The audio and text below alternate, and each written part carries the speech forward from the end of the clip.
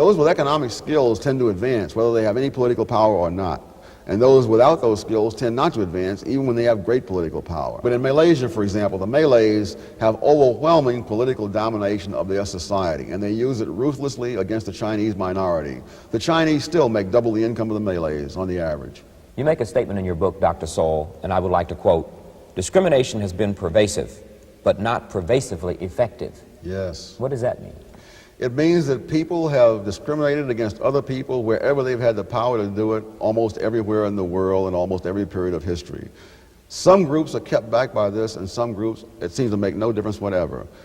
Insofar, for example, as you have entrepreneurial skills, the fact that people didn't hire Jews in the 19th century didn't stop Jews from hiring each other and setting up and dominating industries such as the garment industry or the beginning of the great Hollywood movie studios and other areas of the economy. It is the skills that are crucial and not the fact that other people are willing or unwilling to hire you.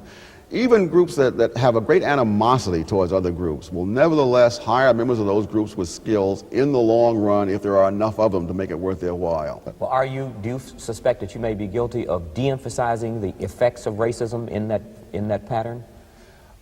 There's always, everything is a possibility. But as I look at the data, I don't find any correlation between the degree of racism and the degree to which groups advance.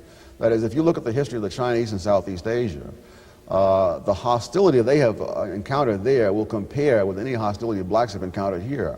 There have been a number of occasions in the history of Southeast Asia where the number of Chinese killed in a few days exceeded all the blacks lynched in the history of the United States. So they are enormously hated. What about Jews? The Jews, of course, the same thing has happened with the Jews numerous times. Thousands killed here, thousands killed there. And of course, under the Nazis, millions killed.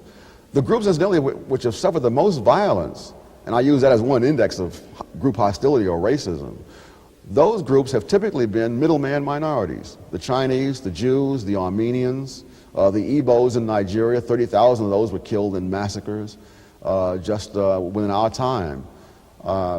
And yet I don't find any correlation in the long run between the economics and the political hostility.